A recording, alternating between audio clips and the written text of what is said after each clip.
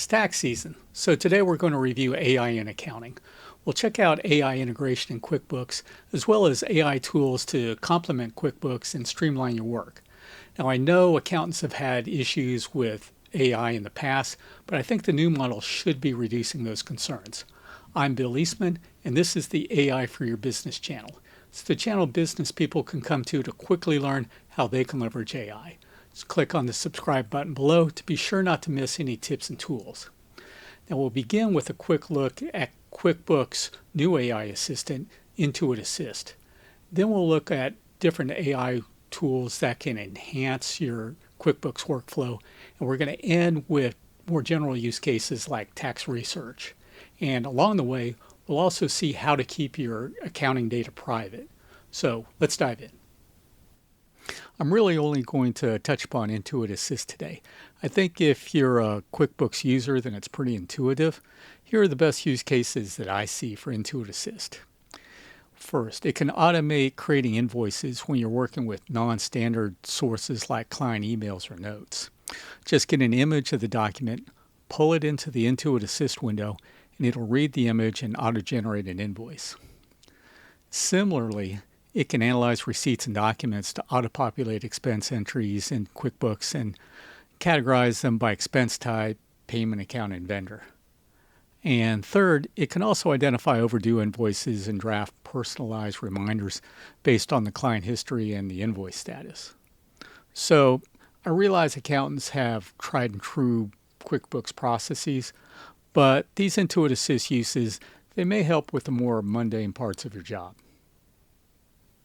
Let's move on to ways to use AI to enhance QuickBooks reports. We'll review a few use cases: creating enhanced financial snapshots, cross-system reconciliation, and modeling and forecasting. To demonstrate, we'll use the fictional company Willow and Sage Landscaping. Now, before we begin, we have to have a discussion on model choice. You'll notice that I haven't mentioned ChatGPT. That's because it's not the right choice here. ChatGPT's standard GPT-4o model just fails terribly at financial calculations. And even its best model, o3 Mini High, has troubles unless you put a lot of work into prompting. And even then, for charts, it doesn't generate the chart. It just generates the code for the chart that you have to run somewhere else. So we're going to move on from that, and our next stop is going to be Google. And Google just released their Gemini 2.5 Pro model.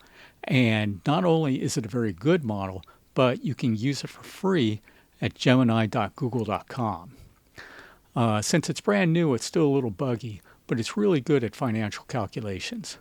A drawback is that for your data reports, you have to save them and load them as text files. So that's a bit of a pain. Also, it's only so-so at chart generation. So that brings us to Anthropic's Claude model. And it does a beautiful job, and you can use it for free at claude.ai. So in a departure from my usual practice of using ChatGPT for demos, we're going to go with Claude today. Starting with the enhanced financial snapshot, we have two sample reports, a P&L summary for Q4 and a balance sheet as of December 31st. We'll begin by loading the reports into Claude. Here's my prompt. Using the attached P&L and balance sheet data, calculate the current ratio, quick ratio, and debt-to-equity ratio. Make sure you account for all entries in this data. Also, summarize revenue and net income trends over the quarter and generate charts for income versus expense and a pie chart of liabilities versus equity. Note how specific I'm being here. I'm not asking Claude to analyze these financials. That's too broad. Instead, I'm giving it a clear list of outputs to aim for. Let's kick it off.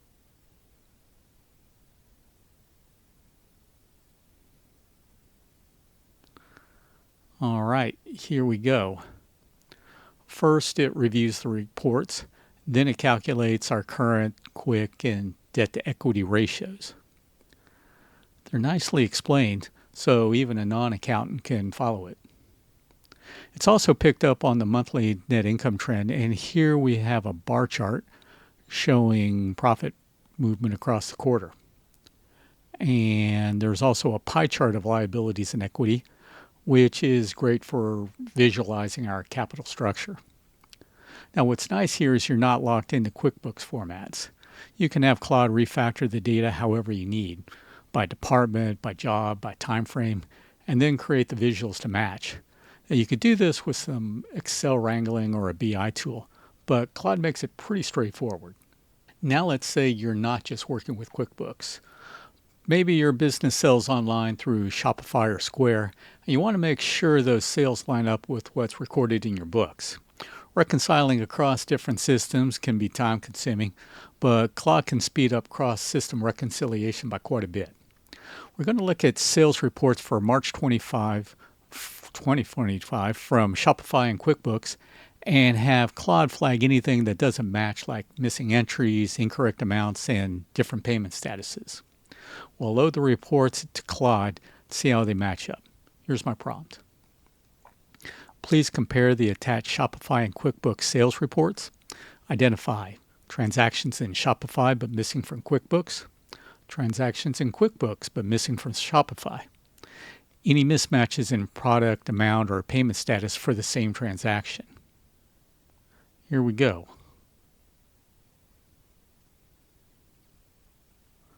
Ooh. Claude has flagged a bunch of mismatched transactions, amounts, and payment statuses. Someone's got some splaining to do.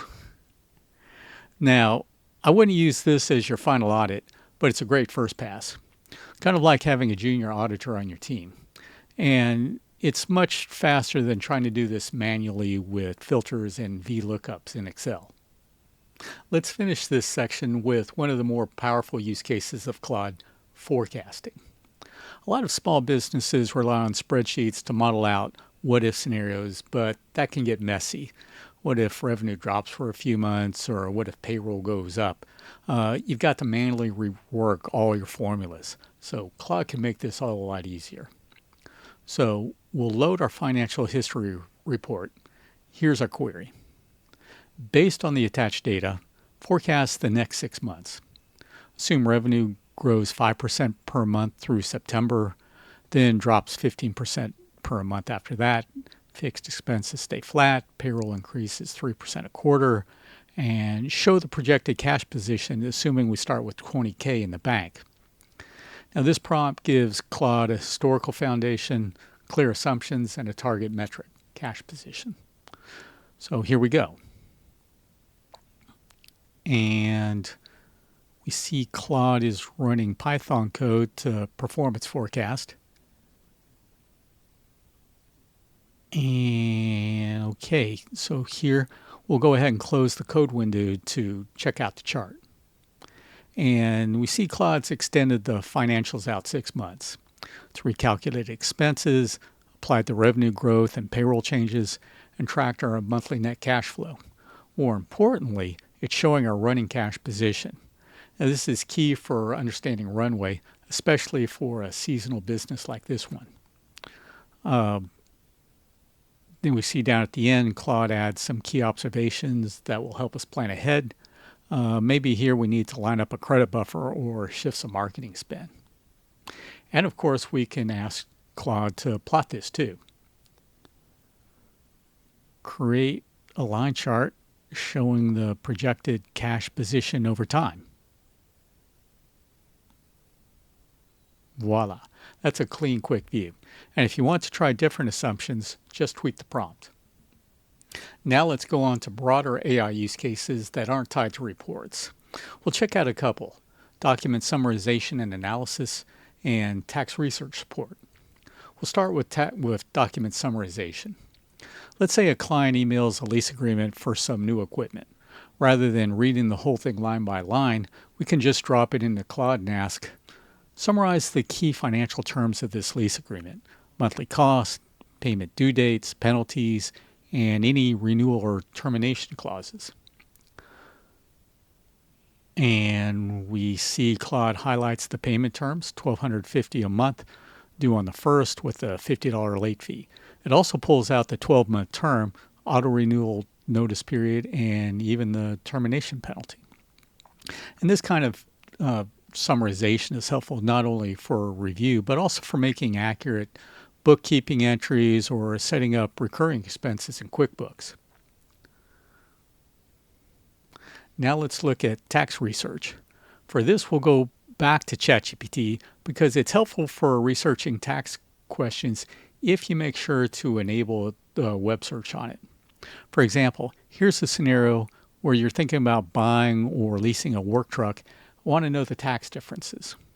We start by asking ChatGPT to help reference the proper documentation. What is the most accurate IRS documentation for comparing tax treatment of leasing versus purchasing a business vehicle? This decision is being made in March 2025.